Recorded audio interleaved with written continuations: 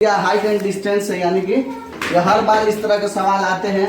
देखिए, इसको देखकर घबराने की जरूरत नहीं है, परेशान होने की जरूरत नहीं है। जब हम आपके साथ हैं तो घबराने की जरूरत नहीं, क्योंकि इस तरह के सवाल हम आपके सामने बना कर रखेंगे और आप भी एग्जाम में इसको ठोक कर चले आएंगे। चलो कर, एक मीनार के शीर्ष पर खड़ा एक व्यक्ति, मान कर चलिए एक मीनार यहाँ बनाया गया है ना। इसके शीर्ष पर एक व्यक्ति खड़ा हुआ है, ठीक है।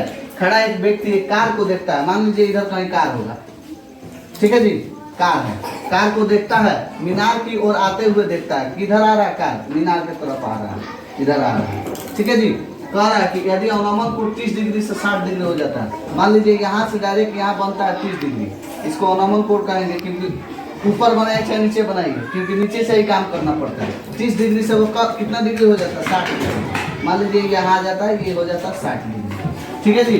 तो इतना करने में इसको 20 मिनट का समय लगता है। कितना लगता है? 20 मिनट का समय लगता है। तो पूछ रहा है कि इस इतना दूर आने में फिर उसको कितना मिनट का समय लगेगा। तो इसमें टी ले लेते हैं, टी मान लेते हैं इसको पूरा, ठीक है जी। और ये आपके पास कुछ नहीं है हाइट का, तो इसको एच ले लेते हैं, अपने मन से मान लेते हैं। ये आप ए बना लीजिए, ये बी बना लीजिए, ये सी बना लीजिए और डी बना लीजिए। बना लीजिए 60 डिग्री टू लंब बटा आधार क्या हो जाएगा? एच बटा टी हो जाएगा।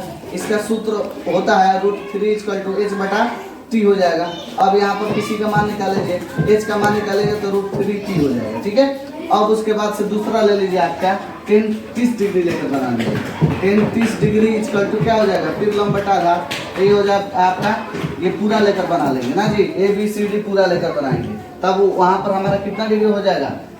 t+20 हो जाएगा। कितना हो जाएगा? t+20 हो जाएगा। अब मान के चलिए इसका मान होता है 1/√3 इक्वल टू h बटा t+20 हो जाएगा। इसको हल करिए तो √3h इक्वल टू t+20 हो जाएगा। हम आपसे पूछेंगे कि h का मान कितना निकालें? √3 निकालें, इसको भर दीजिए इसमें। √3 इंटू h का मान √3 यहाँ निकालें, √3t निकालें इक्वल टू t+20 हो जाएगा। यहाँ पर यहाँ हो जाएगा, गुणा करेगा तो 3t, आइए t इधर आ जाएगा तो यहाँ बचेगा 20।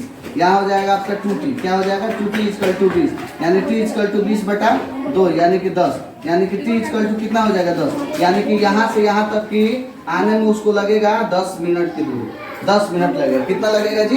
10 मिनट लगेगा।